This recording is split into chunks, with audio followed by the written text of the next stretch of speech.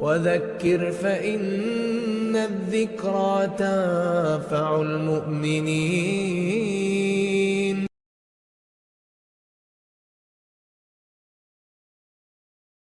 بسم الله الرحمن الرحيم. الحمد لله رب العالمين، والصلاة والسلام على رسوله الكريم محمد وعلى آله وأصحابه أجمعين، أما بعد. أعوذ بالله من الشيطان الرجيم. بسم الله الرحمن الرحيم. وكذلك جعلناكم أمة وسطا. محترم سامعین کرام، بزرگان دین اور نوجوان ساتھیوں، یہ پروگرام در حقیقت ہنگامی طور پر مرتب کیا گیا ایک پروگرام ہے۔ دہلی سے رائے درگ کے سفر کے درمیان ہمارے چتردرگا کے احباب نے اس خواہش کا اظہار کیا کہ یہاں پر قیام کر کے ایک چھوٹا سا درس اور خطاب رکھ لیا جائے، اور میں اس پر اپنی مسرت اور خوشی کا اظہار کرتا ہوں، اگرچہ اس پروگرام کے لیے مجھ کو جو اطلاع ملی ہے وہ بنگلور پہنچنے کے بعد ملی ہے، لیکن اس پر مجھے بے حد مسرت اور خوشی ہے کہ جس منہج اور قرآن و سنت کی جن بنیادوں پر ہم ایک دوسرے سے محبت کرتے ہیں، یہ ایک ایسی محبت ہے جو صرف دنیا کے ساتھ محدود نہیں ہے، بلکہ یہ محبت ہم کو آخرت میں جنت میں بھی جمع کرنے والی ہے۔ اور اسی محبت کی بنیاد پر ہمارے احباب نے اس خواہش کا اظہار کیا کہ یہاں پر تھوڑا سا درس آپ کا رکھ لیا جائے۔ اللہ رب العالمین ہم کو قرآن و سنت کے مطابق گفتگو کرنے، منہج سلف کے لیے مر مٹنے اور منہج سلف کی ترویج کو ہمیشہ مقدم رکھنے کی توفیق عطا فرمائے۔ میں آپ حضرات کے سامنے جنوبی ہندوستان یا ساؤتھ انڈیا کے تناظر میں، یہاں کی آب و ہوا کے تناظر میں تھوڑی سی گفتگو کر کے آپ سے رخصت ہو جاؤں گا۔ اور حقیقت یہ ہے کہ جنوبی ہندوستان اور ساؤتھ انڈیا کا یہ علاقہ، چاہے یہ چتردرگا کا علاقہ ہو، یہاں سے آپ کیرل تک چلے جائیں، اور اسی طریقے سے آپ مینگلور، ہبلی اور اس کے آس پاس کے علاقوں کی زیارت کر لیں، دورہ کر لیں، یہ پورے کے پورے علاقے نہ جانے کون سے اسباب کی وجہ سے، اگرچہ ان اسباب سے آپ واقف ہیں، پتہ نہیں کون سے اسباب کی وجہ سے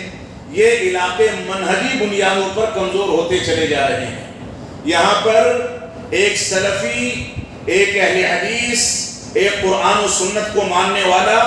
دیکھا یہ جاتا ہے کہ وہ موجودہ حالات میں ایسا ڈھل جاتا ہے، ایسا رنگ اختیار کر لیتا ہے کہ وہ کہیں جماعت اسلامی اور اخوانی فکر سے متاثر ہوتا ہے، کہیں پی ایف آئی جیسے فطرے سے متاثر ہوتا ہے، اور کہیں دوسری چیزوں سے متاثر ہو کر کے اپنے عقیدے اور اپنے منہج کو داؤں پر لگا کر کے ضائع کر دیتا ہے۔ بات تلخ ہو سکتی ہے، لیکن جہاں ہمارے منہج اور منہجی غیرت اور قرآن و سنت کی اصالت کے تحفظ کا مسئلہ ہوگا، وہاں ہم کسی بھی صورت میں اس بات سے سمجھوتا نہیں کر سکتے۔ ہم ویسے ہی سمجھوتا نہیں کر سکتے جیسے ہم اپنے خاندان اور اپنے گھرانے کے افراد کو، اس کی بچیوں کو، اس کی خواتین کو اس بات کو ان کے سلسلے میں گوارا نہیں کر سکتے کہ کوئی ان پر نگاہیں ڈال کر کے اپنی نیت کو خراب کرے۔ ویسے ہی ہمارا قیمتی سرمایہ جو منہج سلف کا سرمایہ ہے، اس پر کوئی نقب زنی کرے، کسی انداز کا کوئی نقب زنی کر کے اس کے اندر شبہات پیدا کرنے کی کوشش کرے، تو اس کو کون سی بنیاد پر برداشت کیا جا سکتا ہے؟ تو ہماری یہ ذمہ داری ہے کہ رب کائنات نے ہمارے اوپر سب سے بڑا احسان اور سب سے بڑا انعام یہ فرمایا ہے کہ اللہ رب العالمین نے ہم کو یہ شعور عطا فرمایا کہ ہم قرآن و سنت کے مطابق چلیں۔ اللہ رب العالمین نے ہم کو یہ شعور عطا فرمایا کہ ہم قرآن و سنت کو سلف صالحین اور صحابہ کرام کے فہم پر سمجھیں، رب کائنات نے ہم کو یہ شعور عطا فرمایا کہ ہم قرآن و سنت کے مطابق زندگی گزاریں، اور جہاں بھی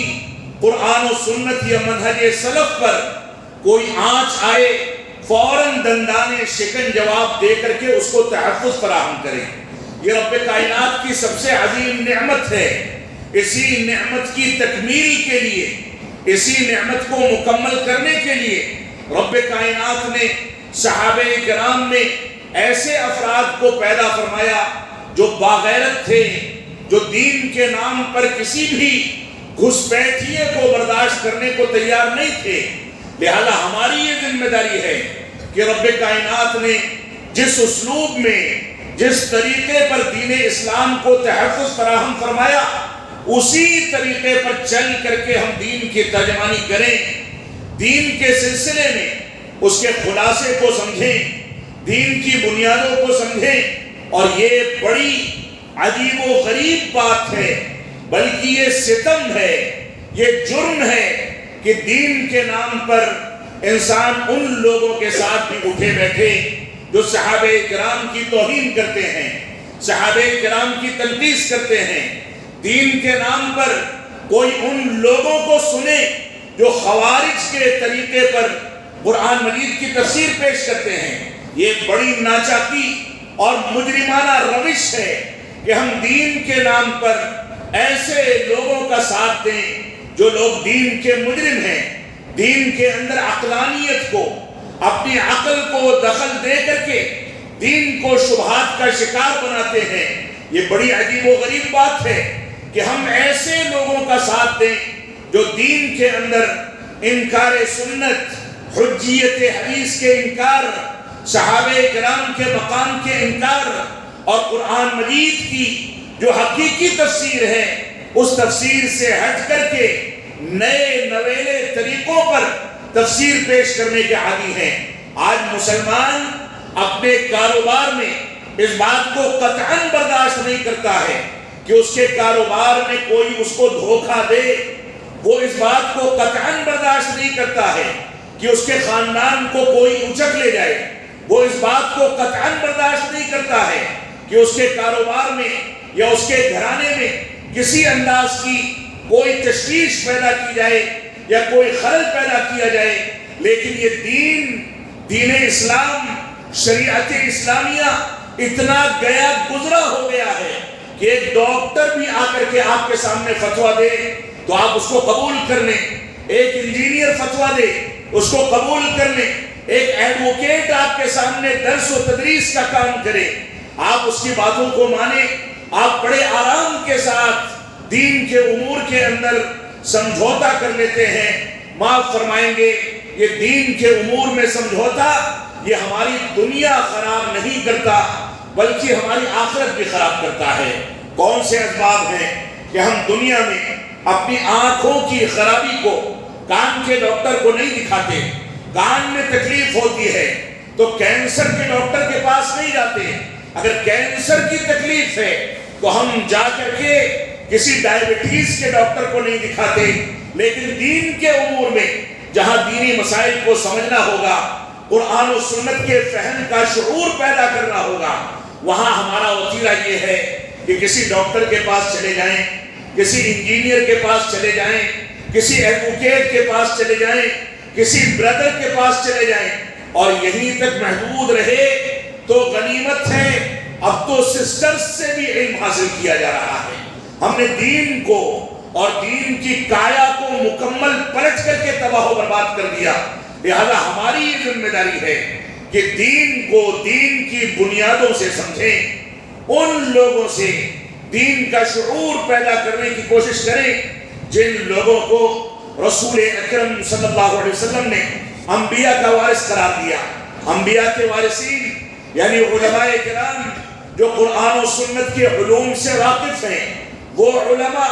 جو منہج سلف کے مطابق دنیا کی رہنمائی کرتے ہیں، وہ علماء جن کا میلان موجودہ پر فتن دور میں اخوانیت، عقلانیت، ماتریدیت، رافضیت اور ایسے ہی خارجیت اور اس انداز کے فتنوں کی جانب قطعاً نہیں ہے۔ ایسے علماء کو تلاش کر کے، علماء ربانی، علماء حق، ان کو تلاش کر کے آپ دین کی رہنمائی حاصل کریں، یہ آپ کی بنیادی ذمہ داری ہے۔ میں آج کے خطاب میں آپ حضرات کے سامنے مختصر انداز میں موجودہ پرفتن دور میں ہماری ذمہ داریاں کیا ہونی چاہیے اس سے متعلق تھوڑی سی گفتگو کروں گا۔ اللہ رب العالمین نے فرمایا وَاتَّقُوا فِتْنَةً لَا تُصِيبَنَّ الَّذِينَ ظَلَمُوا مِنْكُمْ خَاصَّةً، اے لوگو ان فتنوں سے اپنے آپ کو محفوظ رکھو جو فتنے تم میں سے خاص لوگوں کو آ کر کے نہیں دبوچتے، بلکہ یہ فتنے اتنے خطرناک ہیں کہ رسول اکرم صلی اللہ علیہ وسلم نے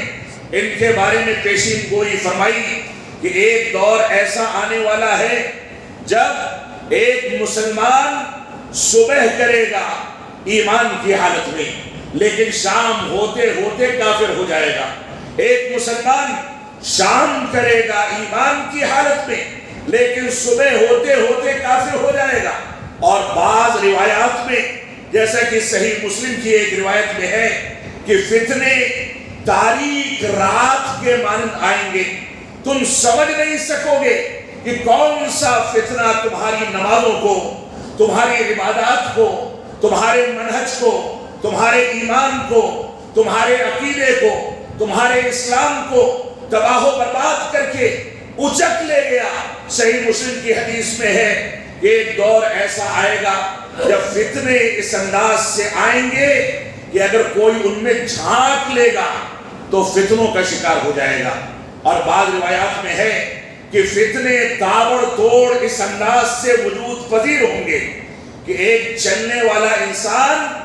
کھڑے رہنے والے انسان کے بالمقابل فتنوں کا جلدی شکار ہو جائے گا۔ لہذا فتنوں کے دور میں ٹھہر کر کے دین کو سمجھا جائے، کیونکہ بیٹھنے والا کھڑے ہونے والے سے بہتر ہوگا، کھڑا رہنے والا چلنے والے سے بہتر ہوگا، چلنے والا دوڑنے والے سے بہتر ہوگا۔ لہذا پرفتن دور میں ہماری یہ ذمہ داری ہے کہ ہم ٹھوس قرآن و سنت کی تعلیم اور منہج اور فہم سلف صالحین کے مطابق زندگی گزاریں۔ فتنے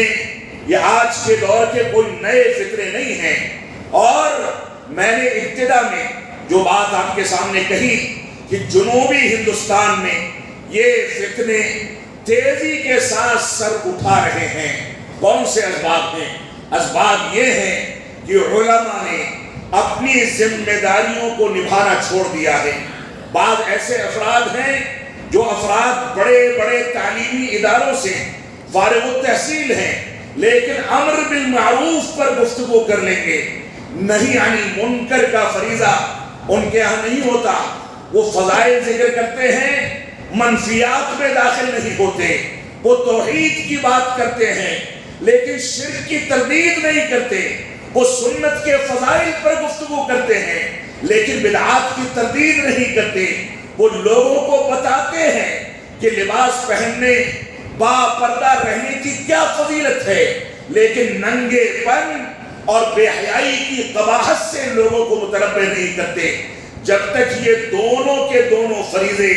یعنی امر بالمعروف اور نہی عن المنکر، یہ دونوں کے دونوں فریضے ایک ساتھ لے کر کے علماء کرام اپنی ذمہ داری نہیں نبھائیں گے، جب تک وہاں فرمائیں گے ایک پختہ اور صالح معاشرہ وجود میں نہیں آ سکتا۔ اور میں اسی علاقے کے بعض افراد کے بارے میں اگر گفتگو کروں تو کسی نے دہلی میں ان سے سوال کیا کہ آپ کا اخوانیوں سے اور جماعت اسلامی سے گہرا تعلق ہے، اور اس کو دلیل بنا کر کے ہمارے بعض نوجوان ان کے ساتھ شرکت کرتے ہیں، تو برملا اور برجستہ ان کا جواب تھا کہ مجھ کو جماعت اسلامی اور اخوانیت کی توحید میں کوئی خلل نظر نہیں آتا، لہذا ان سے تعلق قائم کرنے میں کوئی مذائقے کی بات نہیں۔ جو جماعت لا معبود بحق الا اللہ میں تحریف کر کے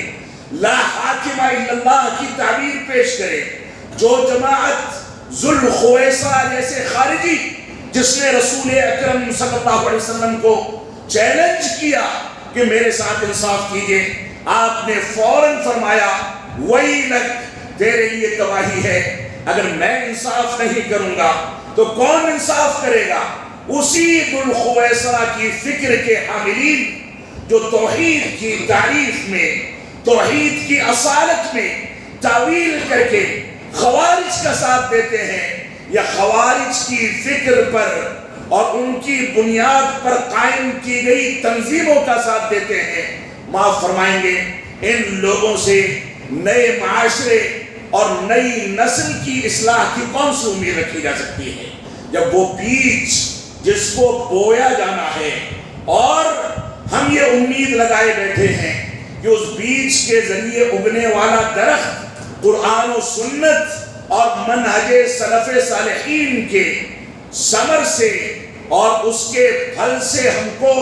مستفید کرے گا، لیکن وہاں بیج ہی مخلوط عقیدے پر اور اسی انداز سے غلط فکر پر بویا گیا ہے، تو وہ درخت اگنے کے بعد کون سے پھل دے گا، کون سے گل کھلائے گا، اس بارے میں ہم کو سوچنا چاہیے۔ اور یہ لمحہ فکریہ ہے، تو موجودہ دور میں، پرفتن دور میں ہماری ذمہ داریاں کیا ہیں؟ ہم اس پر غور و تدبر کریں۔ اللہ رب العالمین کا فرمان ہے أَلَيْسَ اللَّهُ بِكَافٍ عَبْدَهُ وَيُخَوِّفُونَكَ بِالَّذِينَ مِن دُونِهِ وَمَن يُضْلِلِ اللَّهُ فَمَا لَهُ مِنْ هَادٍ۔ اللہ رب العالمین نے فرمایا کیا رب کائنات تمہارے لیے کافی نہیں ہے؟ کیا رب کائنات تمہارے لیے کفایت نہیں کر سکتا؟ یقیناً رب کائنات اور اس کا دین، اس کا منہج، اس کا طریقہ، اس کے نبی کا طریقہ، اس کے صحابہ کا طریقہ، یہی ہمارے لیے کافی ہے۔ ہم کو متخلف کہا جائے، ہمارے ارد گرد بھیڑ جمع ہو نہ ہو، ہم تنہا پڑ جائیں، اس کے باوجود ہم اس بات کے مکلف ہیں کہ ہم قرآن و سنت اور فہم صحابہ کے مطابق چلیں، کیونکہ اس پر تنہا چلنے والے کو بھی امت سے تعبیر کیا گیا ہے، وہ مکمل جماعت ہے۔ ایک انسان بھیڑ جمع نہ کر سکے، آخرت میں اس سے یہ سوال نہیں کیا جائے گا کہ تم نے کتنی کانفرنسیں کی، کتنے لوگوں کو جمع کیا، لیکن ایک انسان قرآن و سنت اور منہج صحابہ کے بارے میں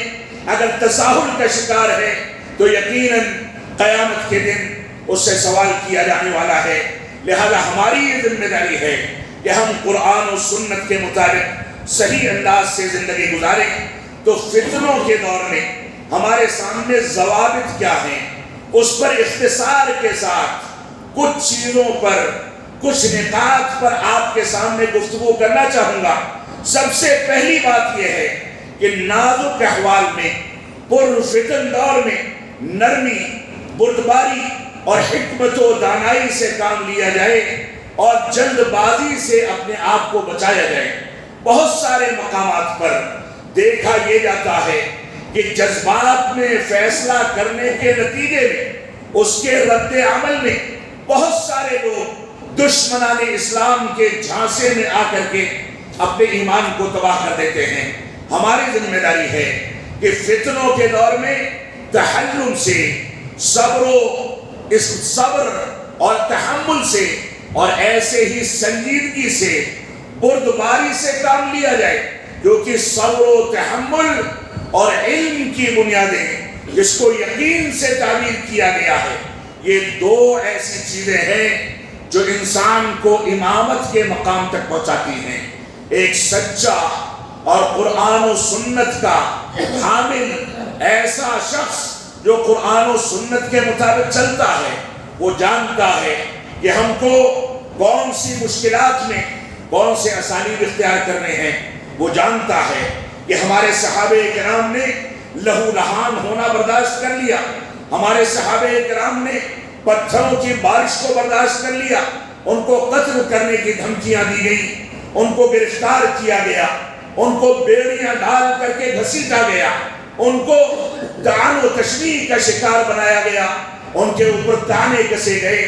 ان کو گالیاں دی گئی، ان کا نام و نسخہ روکا گیا۔ شعب ابی طالب نے ان کو بھوک اور پیاس کو برداشت کر کے زندگی گزارنی پڑی، لیکن دین سے سمجھوتا کرنے میں وہ کبھی بھی ایک قدم آگے نہیں آئے، بلکہ ہمیشہ صبر و تحمل سے کام لیا۔ تو بنیادی طور سے آپ صبر و تحمل سے کام لیں، اپنی ذات کو مسجدوں تک، علماء کی مجلسوں تک اور اپنے گھرانوں اور اپنے خاندانوں تک محدود کر دیں، دنیا کو چھوڑ دیں، لیکن اس بات کو گوارا نہ کریں کہ آپ کا دین ضائع ہو جائے یا دین میں آپ شبہات کے شکار ہو جائیں۔ تو بنیادی طور سے پہلا ضابطہ یہ ہے کہ نازک احوال میں، پرفتن دور میں ہم کو نرمی سے، بردباری سے اور حکمت و دانائی سے کام لینا چاہیے۔ اللہ کے نبی صلی اللہ علیہ وسلم کا فرمان ہے، ان اللہ یحب الرفق فی کل امرہ، اللہ رب العالمین نرمی کو، بردباری کو، صبر و تحمل کو ہر چیز میں پسند فرماتا ہے۔ ما کان الرفق فی شیء الا زانہ، کہ کوئی بھی چیز جس کے اندر نرمی پیدا کر دی جائے وہ اس کو سنوار دیتی ہے، اس کو بہتر اور خوبصورت بنا دیتی ہے۔ لہذا پرفتن دور میں عوام الناس کی یہ ذمہ داری ہے کہ علماء سے،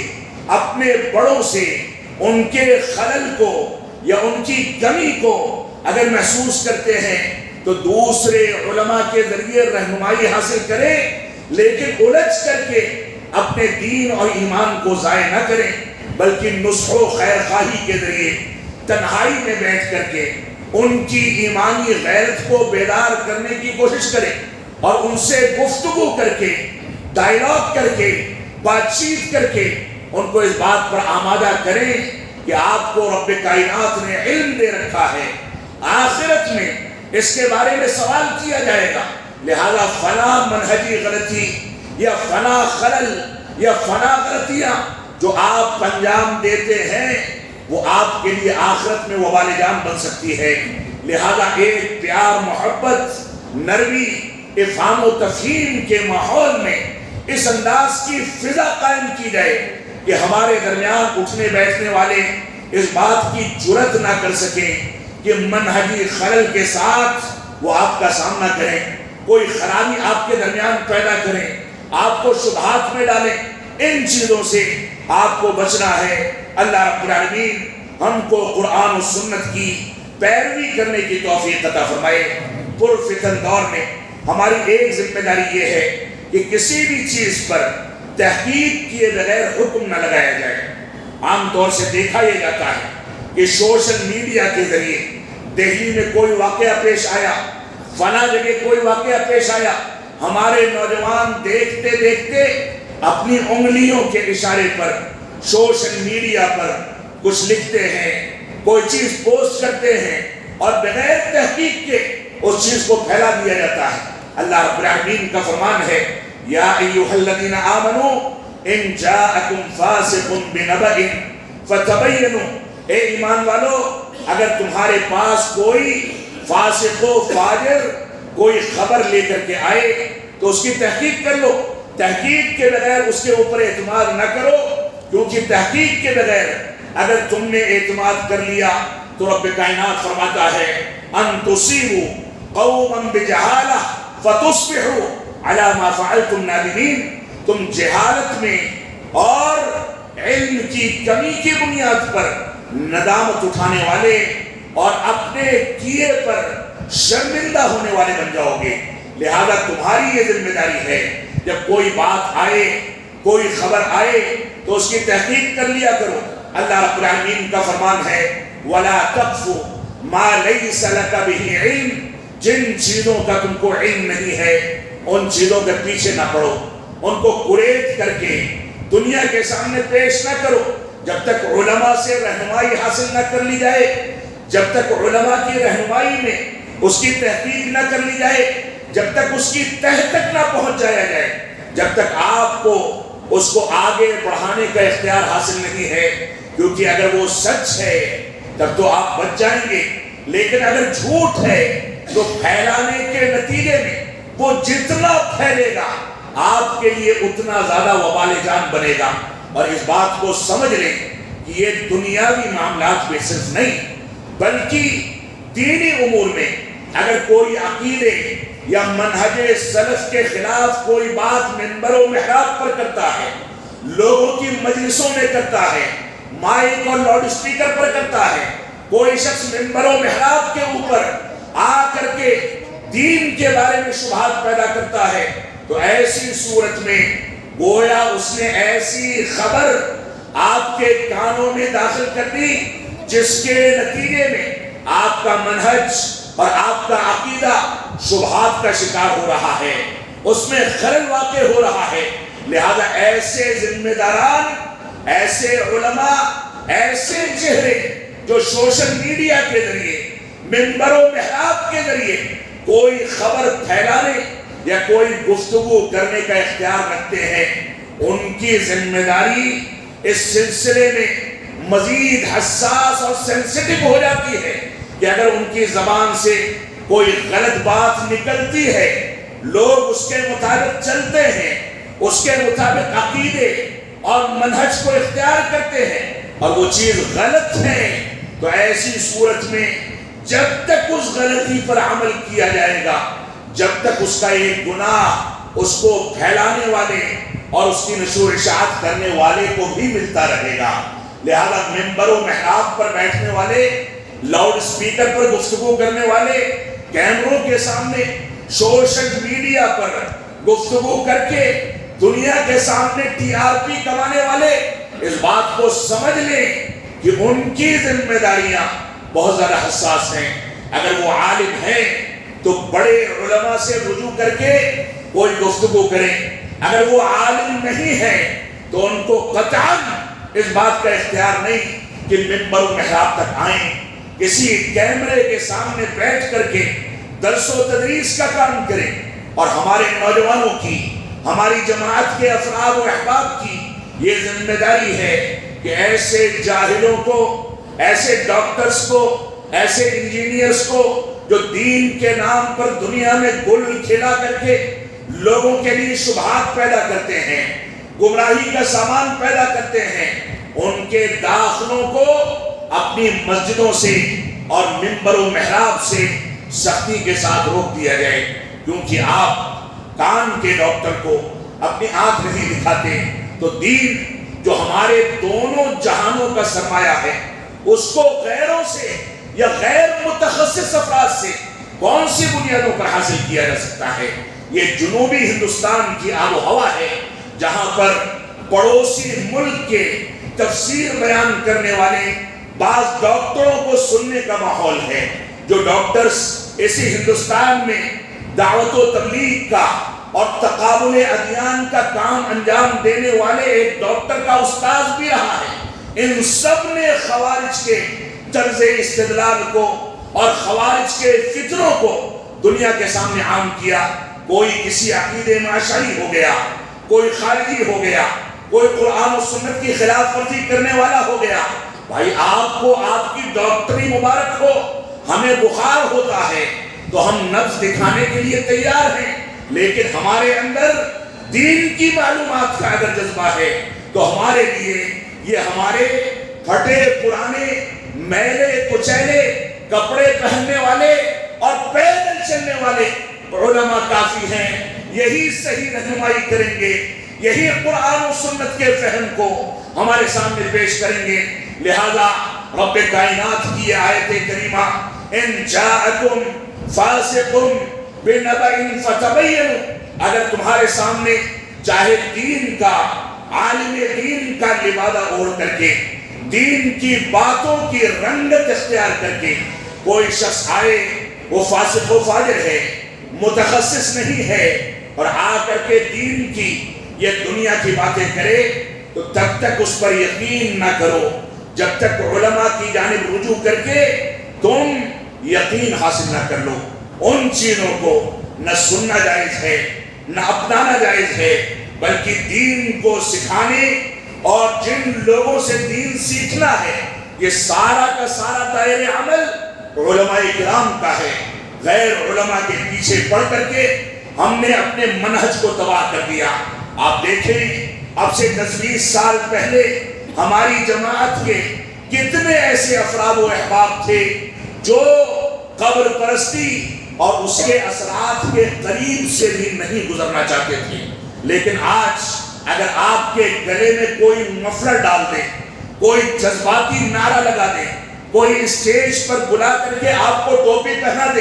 کوئی اسٹیج پر بلا کر کے آپ کو پھول کا مالا پہنا دے، تو اسی بنیاد پر ہمارے جماعت کے کتنے ایسے افراد ہیں جو پسیج جاتے ہیں، عقیدے میں سمجھوتا کر لیتے ہیں، منہج میں سمجھوتا کر لیتے ہیں، اس بات کی پرواہ نہیں کرتے کہ ہمارا انجام کیا ہوگا. تو یہ صورتحال بدلتی جا رہی ہے. ہماری مسجدیں تعمیر ہوتی چلی جا رہی ہیں، ہم ادارے اور مدارس قائم کر رہے ہیں. ایک ایک محلے میں جہاں تلاش کر کے کوئی عالم دین نہیں ملتا تھا، دسیوں علماء موجود ہیں، لیکن اصالت ایسی ڈگمگا رہی ہے کہ ہم توحید اور توحید کی صحیح ترین تعبیر اور غلط تعبیر کے درمیان تفریق کرنے سے بھی عاری ہیں. ہم منہج اور بدعات و خرافات کے درمیان فرق کرنے کی صلاحیت بھی نہیں رکھتے. یہ صورتحال 10-20 سال کے اندر جماعت اہل حدیث نے دیکھ لی. ہم پہلے مسلکی غیرت کے حامل تھے، اور آج ہمارے خاندانوں میں، ہمارے گھرانوں میں نہ جانے کون کون سی چیزیں داخل کر دی گئی، اور ان کو داخل کرنے والے بڑی کامیابی کے ساتھ نئی نسلوں کو شبہات کا شکار بنا کر کے کہیں خلافت و ملوکیت کے بہانے سے، کہیں صحابہ کرام کے اوپر تنقید کے بہانے سے، کہیں احادیث رسول میں شبہات کے بہانے سے، کہیں حجیت حدیث کے انکار کے بہانے سے، کہیں خبر واحد کے بارے میں شبہات پیدا کرنے کے بہانے سے، کہیں عقلانیت، کہیں ماتریدیت، کہیں رافضیت، کہیں خارجیت، اور نہ جانے کون کون سے فتنوں کے بہانے سے. ان فتنوں نے ہماری نئی نسلوں کو اچک لیا ہے. لہذا اللہ کے واسطے آپ اس بات پر غور و تدبر کریں کہ ہمارا سب سے قیمتی سرمایہ کیا ہے. ہمارا سب سے قیمتی سرمایہ یہ ہے کہ ہم قرآن و سنت کے مطابق چلیں. ہمارا سب سے قیمتی سرمایہ یہ ہے کہ ہم توحید پر عمل کریں. ہماری پیشانی صرف ہمارے رب کے آگے جھکے، اور اس سلسلے میں کوئی شبہات پیدا کرے تو اس کو باہر کا راستہ دکھا دیا جائے. ہماری ذمہ داری یہ ہے کہ ہم قرآن و سنت کو فہم سلف صالحین کے مطابق لے کر کے چلیں، اور یہی ہمارا سب سے قیمتی سرمایہ ہے. اس میں کسی انداز کا سمجھوتا، کسی انداز کے شبہات کا شکار ہونا، کسی انداز کی غلط بات اگر آپ نے برداشت کی تو گویا آپ اس بات کو برداشت کرتے ہیں کہ رب کائنات نے ہمارے سامنے، یا رسول اکرم صلی اللہ علیہ وسلم نے ہمارے سامنے قرآن و سنت کو مکمل طریقے سے واضح نہیں کیا ہے. کیونکہ بدعت کا، غلط افکار کا سب سے بڑا نقصان یہ ہے کہ ہم گویا شعوری طور پر یا غیر شعوری طور پر یہ اتہام عائد کرتے ہیں کہ صحابہ کرام نے یا رسول اکرم صلی اللہ علیہ وسلم نے دین کی بنیادوں کا حق ادا نہیں کیا، اور اسی کی بنیاد پر ہم کو دین کے نام پر جدید افکار اور جدید فتنوں کو دین کے نام پر پیش کرنے کی کوشش کرنی پڑ رہی ہے. گویا ہمارے اسلاف خائن تھے، خیانت کرنے والے تھے. یہ نئی افکار کا اور فکری انحراف کا، بدعات و خرافات کا سب سے بڑا نقصان ہے جس کو ہم نے اختیار کر لیا ہے. رب کائنات ہم کو قرآن و سنت کی جانب رجوع کرنے کی توفیق عطا فرمائے. فتنوں کے دور میں ہماری تیسری ذمہ داری یہ ہے کہ ہم عدل و انصاف سے کام لیں. ہر وقت عدل و انصاف کو ملحوظ رکھا جائے. اللہ رب العالمین کا فرمان ہے وَإِذَا قُلْتُمْ فَاعْدِلُوا وَلَوْ كَانَ ذَا قُرْبَىٰ. اے لوگو سن لو، جب بات کہو تو چاہے تمہارا قرابت دار ہی اس کی چپیٹ پہ کیوں نہ آ جائے، بات ہمیشہ اچھی کہا کرو، سچی کہا کرو، آر پار والی بات کرو، اسالیب اچھے اختیار کرو، اور تم دو ٹوک بات کر کے یہ صراحت کر دو کہ چاہے میرا باپ ہو، میرا بیٹا ہو، میری بیوی ہو، میرے بچے ہوں، میرا سرمایہ دار ہو، میرا تجارت کا شریک ہو، کوئی بھی ہو اگر منہج اور دین کے معاملات میں وہ کسی انداز کے غلط بات کرتا ہے تو میری ذمہ داری ہے کہ میں اس کے سامنے ڈٹ کر کے کھڑا ہو جاؤں کہ میں اپنے رب کے مشن میں، یہ رسول کے مشن میں کسی انداز کا سمجھوتا کرنے کو تیار نہیں۔ اور آپ دیکھیں یہی اسباب ہے، محدثین کرام ہوں، صحابہ کرام ہوں، یہ لوگ اپنے اپنے طور پر دین کی بنیادوں پر ایک دوسرے کے بارے میں فیصلہ کرتے تھے۔ امام ابو داؤد رحمۃ اللہ علیہ نے اپنے بیٹے کو کذاب کہا، ان کا سگا بیٹا تھا، کذاب کہہ کر کے دین کی راہ سے، حدیث کو قبول کرنے کی راہ سے کنارے کر دیا۔ امام بخاری رحمۃ اللہ علیہ کے اسی عدل و انصاف کا یہ عالم تھا کہ اپنے بہت سارے اساتذہ سے حدیث نہیں لیتے تھے، نقل نہیں کرتے تھے، کیونکہ ان کے ضوابط اور ان کے اصولوں کے مطابق ان کا وہ مدرس اس پر کھڑا نہیں اترتا تھا۔ یہ انصاف کا تقاضا تھا۔ انصاف کا تقاضا یہ ہے کہ عمر بن خطاب رضی اللہ عنہ کے سامنے جب اللہ کے نبی صلی اللہ علیہ وسلم اور ابو بکر صدیق رضی اللہ عنہ سے مشورہ لیا گیا کہ ان قیدیوں کے ساتھ کیا کیا جائے، اللہ کے نبی صلی اللہ علیہ وسلم نے فرمایا کہ ان کو فدیہ لے کر کے چھوڑ دیا جائے۔ ابو بکر رضی اللہ عنہ نے بھی فرمایا کہ ان کو فدیہ لے کر کے چھوڑ دیا جائے۔ جب عمر بن خطاب رضی اللہ عنہ سے پوچھا گیا تو فرمایا کہ نہیں، ان میں سے جو رشتہ دار ان کے مسلمان ہو گئے ہیں ان کا انتخاب کیا جائے اور ان کافروں کے مسلمان رشتہ داروں کے ہاتھ میں تلوار دی جائے اور کہا جائے کہ اپنے کافر رشتہ دار کے گردن کو اس کے تن سے الگ کر دو، کیونکہ ان کفار نے میرے نبی کو تکلیف پہنچائی ہے، ان کفار نے قرآن مجید کے بارے میں توہین آمیز رویہ اختیار کیا ہے، ان کفار نے دین اسلام کو نقصان پہنچانے کی کوشش کی ہے، لہذا ان کفار کے بارے میں فدیہ لے کر کے ان کو چھوڑ دینے کی حد تک نرم رویہ کون سی بنیادوں پر اختیار کیا جا سکتا ہے؟ رب کائنات نے آسمان سے وحی کا نزول فرمایا اور عمر بن خطاب رضی اللہ عنہ کی رائے کی تائید کی گئی۔ یہ صورتحال تھی عدل و انصاف کی، یہ صورتحال تھی سچائی کے ساتھ گفتگو کرنے کی کہ رشتہ دار جس کا ہاتھ سب سے پہلے کانپے گا وہی رشتہ دار تلوار اٹھا کر کے اپنے کافر رشتہ دار کو دین اسلام کے تحفظ کی خاطر اور نبی کو تکلیف پہنچانے، دین کو نقصان پہنچانے کے جرم میں گرفتار کر کے مسلمان اپنے کافر رشتہ دار کو قتل کر دے۔ یہ صورتحال تھی عدل و انصاف کی، لہذا ہماری یہ ذمہ داری ہے کہ ہم فتنوں کے دور میں عدل و انصاف کا اہتمام کرنے اور اس کا اہتمام کرنے کی کوششوں پر زیادہ توجہ دیں۔ رب کائنات کا فرمان ہے وَلَا يَجْرِمَنَّكُمْ شَنَآنُ قَوْمٍ عَلَىٰ أَلَّا تَعْدِلُوا اعْدِلُوا هُوَ أَقْرَبُ لِلتَّقْوَىٰ۔ اے لوگو سنو، تم کو تمہارے کسی قوم کی دشمنی اس بات پر نہ ابھار دے کہ تم عدل و انصاف کے دامن کو چھوڑ دو، تم عدل و انصاف کرو، یہی تقویٰ کے زیادہ قریب ہے۔ تمہارا دشمن ہو، کوئی کافر ہو، کوئی تمہارے خون کا پیاسا ہو، اس کے ساتھ بھی عدل و انصاف سے کام لینا یہ تمہاری بنیادی ذمہ داری ہے، یہ دین اسلام کا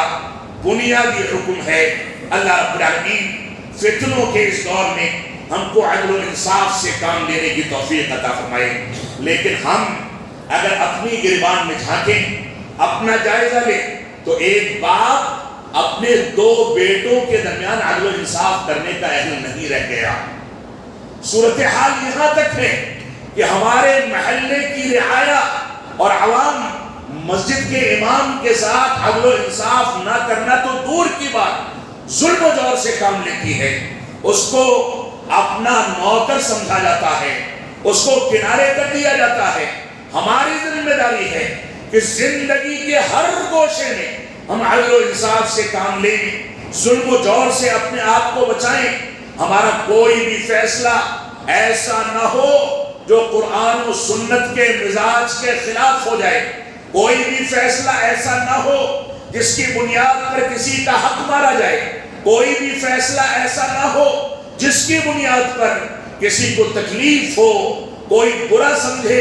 جبکہ وہ حق پر ہو۔ لہذا ہماری یہ بھی ذمہ داری ہے، ہمارا چوتھا وتیرہ اور چوتھی ذمہ داری فتنوں کے دور میں یہ ہے کہ ہم آپس میں جماعت کو لازم پکڑیں، ایک دوسرے کے ساتھ اٹھے بیٹھیں اور تھوڑی تھوڑی باتوں پر بغاوت اور سرکشی کے عناصر کو اختیار نہ کیا جائے۔ یہ تفرقہ، انتشار،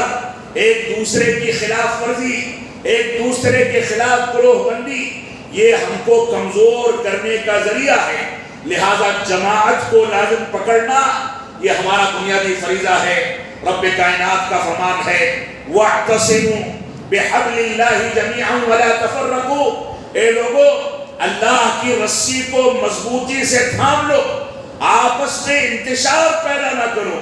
تفریقہ پیدا نہ کرو۔ اگر انتشار پیدا کرو گے تو تمہاری ہوا اکھڑ جائے گی، تم نیست و نابود کر دیے جاؤ گے۔ تم کو اپنے بڑوں سے، اپنے علماء سے، اپنے امام و مؤذن سے، اپنے فیکٹری کے ذمہ دار سے کوئی تکلیف ہو سکتی ہے، لیکن تکلیف ہونے کے باوجود صبر و تحمل سے کام لے کر کے اس کی رعایا میں شامل رہو، اس کے ساتھ چلو۔ اگر ساتھ چھوڑ دو گے تو تمہاری مثال ویسے ہی ہے جو رسول اکرم صلی اللہ علیہ وسلم نے ارشاد فرمایا کہ جب ریوڑ میں بکریاں چڑھتی ہیں تو ان بکریوں کے اوپر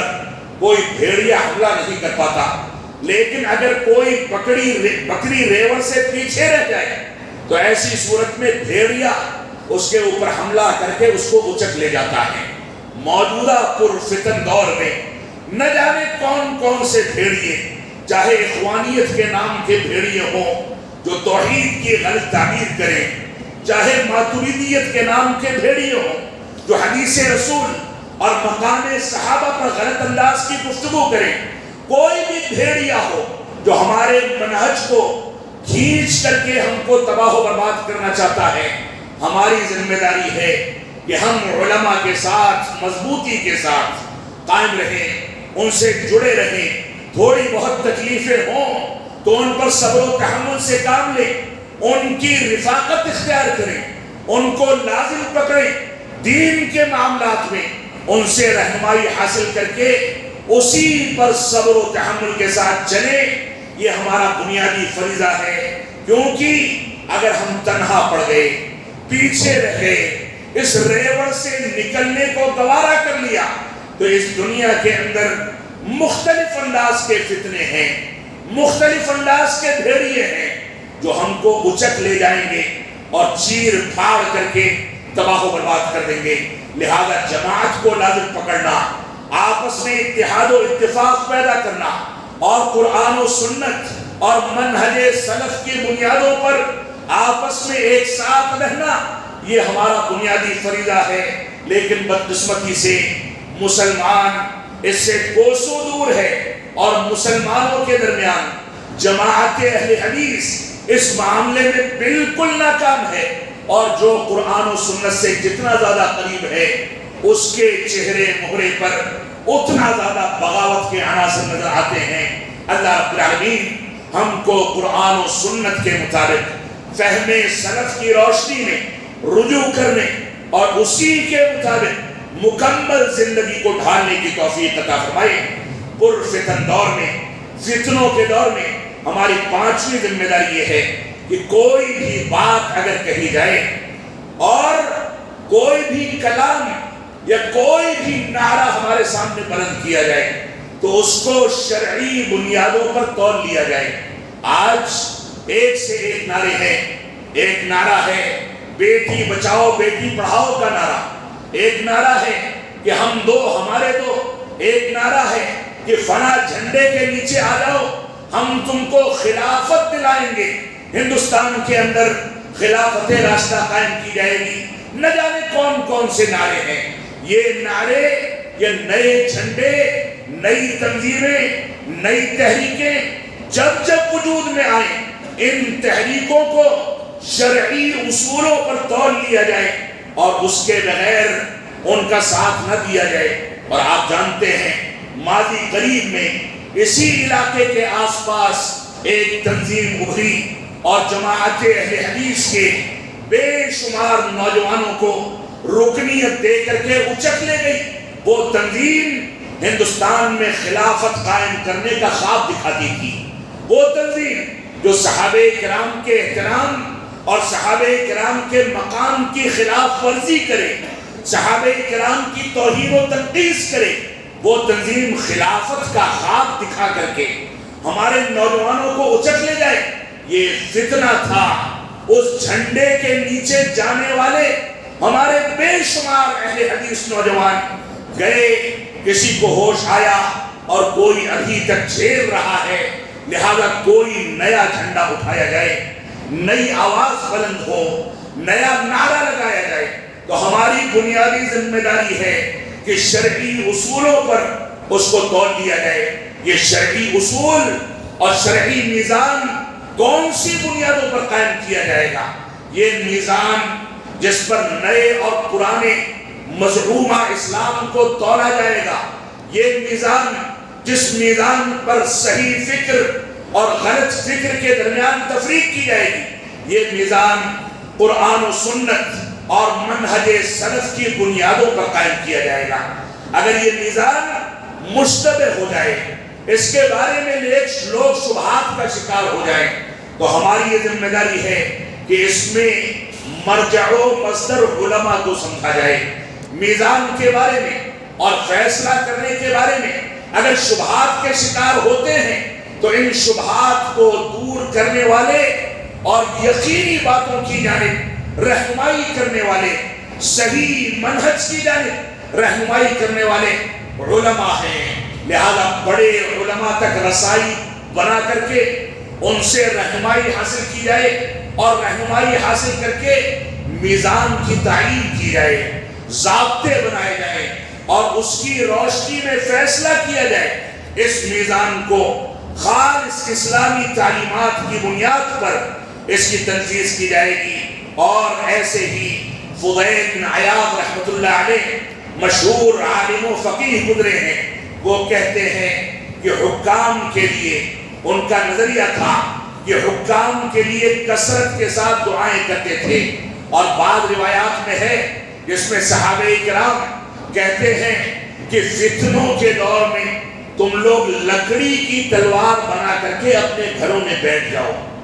لکڑی کی تلوار بنا لو، یعنی ایسی تلوار جس کی بنیاد پر کوئی نیا فتنہ وجود میں نہ آنے پائے۔ اور آج کے دور میں ہم نے ہر فتنے کے ساتھ سڑکوں پر نکلنے، مظاہرات کرنے، غلط لوگوں کا ساتھ دینے، جوشیلے لانے لگانے اور مسجد کے بغل ہی سے اذان ہوتے ہوتے اسلامی نعرے بلند کر کے مسجدوں کو ویران چھوڑنے کا وتیرہ اختیار کر لیا ہے۔ ہم نے فتنوں کے دور میں نہ جانے کون کون سے خطرناک نظریات کو اختیار کر کے ہم نے بغاوت کے عناصر، علماء کی تکفیر کے عناصر، علماء کے خلاف چغل خوری اور غلط انداز کے اتہامات کے عناصر اختیار کر کے اپنے آپ کو تباہی کی جانب دھکیل دیا ہے۔ اللہ رب العالمین کا فرمان ہے الذین ان مکناہم فی الارض اقاموا الصلاۃ وآتوا الزکاۃ وامروا بالمعروف ونہوا عن المنکر۔ جن لوگوں کو ہم دنیا میں غلبہ عطا کرتے ہیں، دنیا میں ان کو اختیارات ملتے ہیں، ان کی بنیادی صفت کیا ہے؟ ان کی بنیادی صفت یہ ہے کہ وہ نمازوں کو قائم کرتے ہیں، مسجدوں کو آباد کرتے ہیں، قال اللہ اور قال رسول کی بنیادوں پر، طریقے رسول پر نمازیں قائم کی جاتی ہیں۔ اقام الصلاۃ، نماز قائم کرتے ہیں، جب ان کے مال کو نصاب پہنچ جاتا ہے تو زکوٰۃ ادا کرتے ہیں، اور سب سے بنیادی چیز وَأَمَرُوا بِالْمَعْرُوفِ وَانْهَوْا عَنِ الْمُنْكَرِ، وہ معروف کا حکم دیتے ہیں اور منکرات سے روکتے ہیں۔ شیخ الاسلام علامہ ابن تیمیہ رحمۃ اللہ علیہ فرماتے ہیں کہ اس دنیا میں دین اسلام کے نزول کا اور مسلمانوں کے اوپر واجب ہونے والا جو اولین فریضہ ہے وہ امر بالمعروف اور نہی عن المنکر کا فریضہ ہے۔ آج کے دور میں کتنے ایسے دعات ہیں جنہوں نے ٹی آر پی کے لیے سوشل میڈیا سے پیسہ کمانے کے لیے اپنے آپ کو امر بالمعروف تک محدود کر دیا۔ وہ فضائل پر گفتگو کرتے ہیں، منکرات کی تردید نہیں کرتے۔ وہ توحید پر گفتگو کرتے ہیں، شرک کی تردید نہیں کرتے۔ وہ اتباع رسول پر گفتگو کرتے ہیں، بدعات و خرافات کی تردید نہیں کرتے۔ اس وجہ سے ہماری یہ ذمہ داری ہے کہ ہم قرآن و سنت کے حقیقی منظرنامے کو سامنے رکھ کر کے جہاں امر بالمعروف کو اختیار کریں وہیں نہی عن المنکر کو بھی اختیار کریں۔ شیخ الاسلام علامہ ابن تیمیہ رحمۃ اللہ علیہ فرماتے ہیں کہ رأس المعروف التوحید، معروف کا سب سے بنیادی نقطہ اور معروف کا سب سے ابتدائی نقطہ یا معروف کا سردار جو ہے وہ توحید ہے۔ وہ رأس المنکر الشرک، اور منکرات کا ابتدائی اور بنیادی نقطہ، گمراہی کا سردار یہ شرک ہے۔ لہذا جو دعات توحید اور شرک کی بنیادوں پر توحید کے فضائل، توحید کی ترغیب اور شرک کی تردید پر گفتگو نہیں کرتے، دونوں فرائض اور دعوت اسلامی کے دونوں نقاط پر گفتگو نہیں کرتے، وہ امت اسلامیہ کے دعوتی میدان کے مجرم ہیں۔ ان کو اپنے وطیرے سے توبہ کرنی چاہیے۔ تو فتنوں کے دور میں قول و فعل جو ہمارے سامنے آئے، اس قول و فعل کو خاص ضوابط کے مطابق اس کا خیال رکھا جائے، اس کو تول لیا جائے، اور اس بات کو سمجھ لیں کہ ہر اچھی لگنے والی بات ضروری نہیں کہ حق ہو، ضروری نہیں کہ صحیح ہو، اور ہر بری لگنے والی بات ضروری نہیں کہ بری ہو یا منکر ہو۔ اچھی لگنے والی بات بھی منکر ہو سکتی ہے اور خراب لگنے والی بات بھی معروف ہو سکتی ہے۔ لہذا بات کی اچھائی یا برائی کا فیصلہ علماء کی رہنمائی میں قرآن و سنت اور منہج سلف کی روشنی میں کیا جائے گا، اور اس کے مطابق ہم زندگی گزاریں گے۔ ابو ہریرہ رضی اللہ تعالیٰ فرماتے ہیں، کیا فرماتے ہیں؟ فرماتے ہیں کہ میں نے رسول اکرم صلی اللہ علیہ وسلم سے دو قسم کا علم سیکھا، دو قسم کا علم سیکھا، اور اس کے بعد فرماتے ہیں ایک کو میں نے تمہارے سامنے عام کر دیا، تم کو بتا دیا، اس کی دعوت و تبلیغ کر دی، یعنی احکامات، فضائل، عبادات کے مسائل، ان ساری کی ساری چیزوں کو میں نے رسول اکرم صلی اللہ علیہ وسلم سے سیکھ کر کے تمہارے سامنے بیان کر دیا۔ لیکن دوسرا علم کا گوشہ وہ ہے کہ اگر میں تمہارے سامنے بتانے لگوں تو خود مسلمان میری گردن ناپ دیں گے، مجھ کو قتل کر دیا جائے گا۔ وہ کون سا گوشہ ہے؟ وہ وہی گوشہ ہے جس پر آج ہمارے دعات پیشین گوئیوں کے نام سے، مستقبل کی تاریخوں کی تعین کے نام سے، قرب قیامت کے نام سے نہ جانے کون کون سے گل کھلاتے ہیں۔ کوئی بیدار ہوتا ہے تو کہتا ہے میں نے رسول اکرم صلی اللہ علیہ وسلم کو خواب میں دیکھا، آپ فرما رہے تھے کہ فلسطین میں ایسا کر دو، ہندوستان میں ایسا کر دو، ہمارے دین کی بنیاد ان خوابوں پر ہو گئی۔ ابو ہریرہ فرماتے ہیں رضی اللہ عنہ کہ دین کا دوسرا گوشہ اگر میں تمہارے سامنے بیان کرنے لگوں تو خود مسلمان میرے مخالف ہو جائیں گے اور میری گردن ناپ لی جائے گی۔ وہ گوشہ کون سا ہے؟ وہ گوشہ ہے قرب قیامت سے متعلق جو چیزیں بیان کی گئی ہیں، جس کو سرسری طور پر یا بوقت ضرورت تفصیل کے ساتھ کہاں کیسے ذکر کرنا ہے علماء جانتے ہیں۔ لیکن بدقسمتی یہ ہے کہ بہت سارے لوگ اسی پر فوکس کرتے ہیں اور دینی اصلاحات، دینی بنیادوں، دینی مسائل، احکام و مسائل اور عقیدے کے مسائل پر کوئی ترکیز نہیں کی جاتی۔ تو فرماتے ہیں کہ دین کے علم کا دوسرا گوشہ اگر میں تمہارے سامنے بیان کروں تو میری گردن کاٹ لی جائے گی. یہ صحیح بخاری کی روایت ہے. یعنی بنو امیہ سے متعلق احادیث، فتنوں کے دور سے متعلق دلائل جن کا تعلق شریعت اسلامیہ کے احکامات سے نہیں ہے، وہ چیزیں اگر ہر مجلس میں بیان کی جائیں تو لوگ اس کی وجہ سے بے چین ہوں گے، معاملات خراب ہوں گے، فتنے بھڑکیں گے. لہذا ہماری یہ ذمہ داری ہے کہ ہم قرآن و سنت کے ان مسائل کو لوگوں کے سامنے بیان کریں جن کی بنیاد پر لوگ اپنے رشتے کو مسجدوں سے مضبوط کریں، جس کی بنیاد پر ان کے عقیدے کی اصلاح ہو، جن کی بنیاد پر اتباع رسول میں پختگی آئے، جن کی بنیاد پر سیرت رسول کا درس دیا جائے، جن کی بنیاد پر صحابہ کرام کے مقام کو سمجھا جائے. دوسرے گوشے میں اگر ہم پڑھ کر کے صرف ایسی چیزوں کو ذکر کریں گے جن چیزوں کی ضرورت مسلمانوں کے عقیدے کے اصلاح یا احکام و مسائل سے نہیں ہے تو ایسی صورت میں مسائل کھڑے ہوں گے. ہم کو اس سے بچنا چاہیے. لہذا ہماری ذمہ داری ہے کہ ہم صحیح انداز سے قرآن و سنت کی بنیادوں پر زندگی گزاریں. آپ کو معلوم ہونا چاہیے عائشہ صدیقہ رضی اللہ عنہا فرماتی تھی کہ اللہ کے نبی صلی اللہ علیہ وسلم نے فرمایا کہ اگر مجھ کو فتنے کا خدشہ نہ ہوتا تو میں خانہ کعبہ میں 2 دروازے بنا دیتا. مسلمان ایک دروازے سے داخل ہوتے اور دوسرے دروازے سے نکل جاتے. اور غالباً شیخ الاسلام علامہ ابن تیمیہ رحمۃ اللہ علیہ یا بڑے علماء میں سے کسی عالم دین سے اس وقت کے کسی حاکم نے خانہ کعبہ کو منہدم کر کے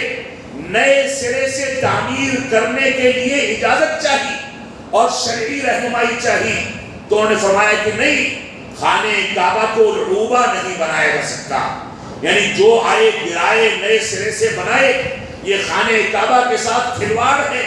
لہذا فتنوں کے دور میں ہماری ذمہ داری یہ ہے کہ ہم حکمت عملی سے کام لیں. اسی بنیاد پر اللہ کے نبی صلی اللہ علیہ وسلم نے خانہ کعبہ کے ساتھ چھیڑ چھاڑ نہیں کی، 2 دروازے نہیں بنائے، جبکہ آپ کی حیثیت ایسی تھی کہ آپ ایک حکم جاری کرتے، صحابہ کرام ٹھہر جاتے، بات کو تسلیم کر لیتے، لیکن اس کے باوجود آپ کوئی شوشہ یا کسی انداز کا کوئی بہانہ وہاں نہیں چھوڑنا چاہتے تھے. شیطانی ہتھ کنڈوں کو کامیاب نہیں ہونے دینا چاہتے تھے. لہذا ہماری یہ ذمہ داری ہے کہ ہم اس انداز کی حکمت عملی کے مطابق زندگی گزار کر کے مکمل طریقے سے دین اسلام پر عمل پیرا ہوں. اور اسی سلسلے کا ایک گوشہ یا ایک فیصلہ یہ ہے کہ صحابہ کرام جب اسلام قبول کرنے میں جدید تھے، نئے تھے، تو اللہ کے نبی صلی اللہ علیہ وسلم نے فرمایا کنتو نہیتکم عن زیارت القبور الا فزوروها. اے لوگوں سنو، میں نے تم کو قبروں کی زیارت سے روک دیا تھا، لیکن اب تم قبروں کی زیارت کر سکتے ہو. کیونکہ اللہ کے نبی صلی اللہ علیہ وسلم جانتے تھے کہ صحابہ کرام بت پرستی اور قبر پرستی کے کلچر سے نکل کر کے اسلام میں نئے داخل ہوئے ہیں. اگر یہاں پر قبروں کی زیارت کا موقع ملا تو ہو سکتا ہے کوئی غلطی کر جائے، کوئی بھول ہو جائے، کوئی غلط عقیدے کا حامل بن جائے. لہذا قبروں کی زیارت سے آپ نے روک دیا، اور جب ان کا ایمان پختہ ہو گیا تب قبروں کی زیارت کی اجازت دی گئی. یہ بھی مصلحت و حکمت ہے. ان چیزوں کا خیال کرنا ہمارے علماء کی بنیادی ذمہ داری ہے. فتنوں کے دور میں ہماری 7ویں ذمہ داری یہ ہے کہ مومنوں اور علماء سے وفاداری اور دوستی کا رشتہ قائم کیا جائے. علماء کے ساتھ بدسلوکی نہ کی جائے، علماء کے ساتھ غلط رویہ اختیار نہ کیا جائے. جو مسلمان ہیں، مومن ہیں، قرآن و سنت اور فہم سلف کے مطابق چلتے ہیں، ان سے ہمیں نجی طور پر کوئی اختلاف ہو تو وہ اختلاف کنارے کر کے دین کی بنیاد پر ان سے الفت و محبت اور احترام کا رشتہ قائم کیا جائے. یہ بھی فتنوں کے دور میں ہمارے لیے ناگزیر ہے کیونکہ اچھی صحبتیں انسان کو بہت ساری گمراہیوں سے اور بہت سارے فتنوں سے محفوظ کرنے کا ذریعہ ہوتی ہیں۔ ہماری 8ویں ذمہ داری یہ ہے کہ ہم ہندوستان جیسے ملک میں بالخصوص کفار کے ساتھ جو ولا برا کا عقیدہ ہے اس کے تناظر میں تعلقات کو استوار کریں۔ کفار کے ساتھ دنیاوی امور میں تعلقات کو مضبوط کیا جائے، ان کے حقوق کو علماء کی صحبت میں بیٹھ کر کے سمجھا جائے۔ کفار کے ساتھ بشری تقاضے سے انسانی بنیادوں پر کون سے امور ہیں جس میں اچھا سلوک کرنے کا حکم دیا گیا، ان چیزوں میں اچھا وتیرہ اختیار کیا جائے۔ کفار کے کون سے حقوق ہیں ان حقوق کو ادا کیا جائے۔ ان کے یہاں کوئی بیمار پڑ جائے اس کا تعاون کیا جائے، کوئی کاروبار میں شریک ہو اس کے ساتھ ایمانداری کے ساتھ معاملات کیے جائیں۔ کوئی ان کا ہمارے پاس آ کر کے اٹھے بیٹھے تو اس کو عزت و تکریم دی جائے، اس کے سامنے دین اسلام کو خوبصورتی کے ساتھ پیش کیا جائے، اس کے ساتھ کہیں غلط رویہ یا جبر اور زبردستی کا رویہ اختیار نہ کیا جائے، بلکہ فتنوں کے دور میں جو کفار و مشرکین یا اہل وطن ہمارے ساتھ زندگی گزارتے ہیں ان کے حقوق کی ادائیگی پر خصوصی توجہ دینا یہ ہماری بنیادی ذمہ داری ہے۔ اس سلسلے میں شریعت اسلامیہ اور منہج سلف ہم کو ولا اور برا کے عقیدے پر ابھارتا ہے، یعنی دنیاوی امور میں کفار و مشرکین سے تعلقات رکھنا یہ درست اور جائز ہے، ان کے ساتھ کاروبار کرنا جائز ہے، ان کے ساتھ معاملات کرنا جائز ہے، ان کے پڑوس میں زندگی گزارنا جائز ہے، ان کی شادی بیاہ میں شرکت کرنا جائز ہے، ان سے معاملات کرنا جائز ہے، لیکن دینی امور میں جہاں ان کے غلط رویوں، غلط عقائد اور کفریہ عقائد کا اثر ہماری نئی نسل پر پڑنے کا خدشہ ہو وہاں ایک فاصلہ بنایا جائے، نئی نسل کی صحیح تربیت کی جائے۔ تو ولا اور برا دنیاوی امور میں اور دینی امور کی تفریق کے ساتھ اس عقیدے کو تفصیل کے ساتھ سمجھنا اور علماء کی صحبت میں بیٹھ کر کے ان کے بارے میں ان کے حقوق سے متعلق فیصلے کرنا یہ ہماری ذمہ داری ہے۔ مسلمانوں کے خلاف اسلام دشمنی اگر کوئی کرتا ہے تو اس کا ساتھ نہ دیا جائے، بلکہ اس سے کنارہ کشی اختیار کر لی جائے، اس سے بات چیت کر کے معاملات کو حل کرنے کی کوشش کی جائے۔ لہذا ہماری یہ بھی ذمہ داری ہے، ہمارا نواں فریضہ یہ ہے کہ نیک اعمال کا التزام اور اس کا اہتمام کیا جائے۔ نیک اعمال یہ فتنوں کے دور میں انجام دینا بہت مشکل مسئلہ ہے۔ رسول اکرم صلی اللہ علیہ وسلم فرماتے ہیں بادروا بالاعمال فتنا كقطع الليل المظلم۔ صحیح مسلم کی روایت ہے کہ فتنوں کا جو اندھیری رات کے مانند آئیں گے، تاریک رات کے مانند وجود پذیر ہوں گے، ان فتنوں کے وجود میں آنے سے پہلے نیک کاموں میں جلدی کر لو، نمازوں کی پابندی کر لو، قرآن و سنت کے علم کو سیکھ لو، کیونکہ یہی چیز تمہاری دنیا کو سنوارنے میں اور آخرت کو سنوارنے میں کام آنے والی ہے۔ لہذا نیک اعمال کا انتظام کرنے میں تاخیر نہ کی جائے۔ یہ نہ سوچا جائے کہ جب بوڑھے ہو جائیں گے تو زمین جائیداد بیچ کر کے حج کر لیں گے، یہ نہ سوچا جائے کہ جب ہمارے پیر قبروں میں لٹک جائیں گے تب ہم نکل کر کے مسجدوں میں آئیں گے، معاف فرمائیں گے، بچے سوتے رہے، بیوی سوتی رہے، ایک بزرگ انسان جو موت کے قریب ہو گیا وہ نکل کر کے بڑے آہستہ سے دروازہ بند کرتا ہے، چابی لے کر کے آتا ہے کہ واپسی میں گھر والوں کو خلل نہ ہو، نماز پڑھ کے بڑی خاموشی کے ساتھ نکل جاتا ہے۔ کھانسی کی تکلیف ہے تو دھیرے سے کھانسے گا کہ بیوی جاگ جائے گی تو نیند میں خلل ہوگا۔ یہاں رب کائنات کے لیے بیدار ہونا ہے، نمازوں کے قیام کے لیے بیدار ہونا ہے، لیکن یہ ہماری زندگی کی مکمل حقیقت ہے کہ گھر کا ایک بزرگ نماز پڑھتا ہے تو ہم سمجھتے ہیں کہ کافی ہے، اور اس کے باوجود یہ توقع رکھتے ہیں کہ ہمارا دین، ہمارا منہج محفوظ رہے گا، معاف فرمائیں گے یہ اتنا آسان کام نہیں ہے۔ ہم کو قرآن و سنت کی جانب رجوع کرنا چاہیے۔ اللہ کے نبی صلی اللہ علیہ وسلم کا فرمان ہے العبادۃ فی الحرج کہجرۃ الیہ، فتنوں کے دور میں، قتل و غارت گری کے دور میں اللہ رب العالمین کی عبادت کرنے کا مقام ایسے ہی ہے گویا میری جانب کوئی ہجرت کر رہا ہے، میری جانب بڑھ رہا ہے۔ تو اس فتنوں کے دور میں اگر آپ عبادت نہیں کر سکے تو کون سے وقت کا انتظار ہے؟ 10ویں ذمہ داری فتنوں کے دور میں ہماری یہ ہے کہ ہم زبان اور اپنے ہاتھ کا استعمال بہت زیادہ سوچ سمجھ کر کے کریں۔ فتنوں کے دور میں اگر زبان کا یا ہاتھ کا ناجائز استعمال مسلمانوں کے خلاف کیا گیا تو یہ انتشار اور تفریقے کا سبب ہوگا، ہماری کمزوری کی بنیاد ہوگا۔ لہذا ہمیں ان چیزوں سے اپنے آپ کو بچانا چاہیے۔ 11ویں ذمہ داری یہ ہے کہ فتنوں کے دور میں ان افراد کی محفلوں اور صحبت سے اجتناب کیا جائے جو افراد دنیا داری کی چمک دمک میں یا دین سے دوری کی بنیادوں پر زندگی گزارتے ہیں۔ بیڑی سگریٹ پینے والے، نشہ کرنے والے، رات میں عشاء کے بعد سونا محبوب اور بیدار رہنا معیوب ہے، اس کے باوجود نکڑوں پر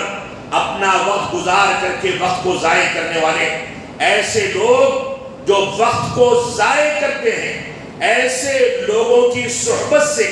اجتناب کرنا خصوصیت کے ساتھ فتنوں کے دور میں یہ ہماری ذمہ داری ہے۔ فتنوں کے دور میں ایک ذمہ داری یہ ہے کہ فتن اور فتنوں سے متعلق جو احادیث ہیں ان کو حالات حاضرہ پر تطبیق نہ دی جائے۔ یہ نہ کہا جائے کہ اللہ کے نبی صلی اللہ علیہ وسلم نے اسی دور کے بارے میں تعین کے ساتھ یہ فرمایا تھا کہ ایسا ہوگا پھر ایسا ہوگا۔ یہ تعین کے ساتھ لوگوں کے سامنے بیان کرنا یہ لوگوں کو خوف و ہراس میں ڈالنے کے مرادف ہے، اور اس کی بنیاد پر لوگ دین سے دور ہوتے ہیں، اکتا جاتے ہیں، شریعت کے احکامات کا انکار کر دیتے ہیں۔ یہ فتنوں کی جو روایتیں ہیں یہ عبرت حاصل کرنے کے لیے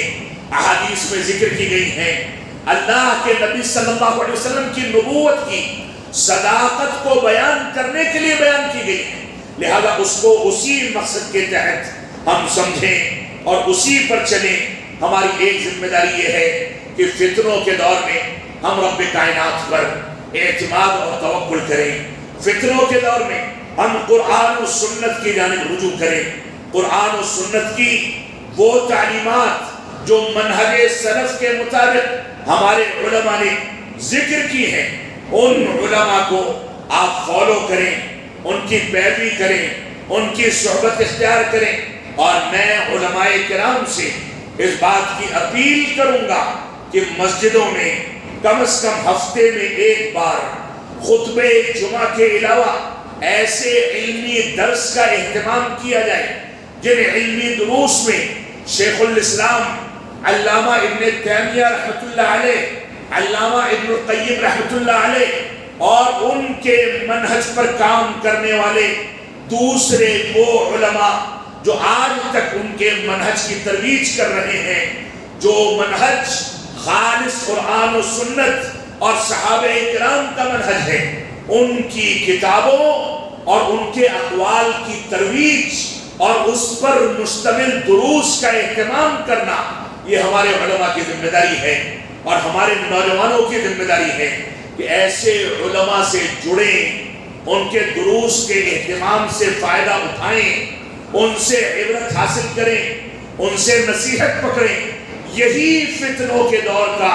واحد حل ہے کہ ہم علمی دروس کا، علمی متون کا اہتمام کر کے اپنے آپ کو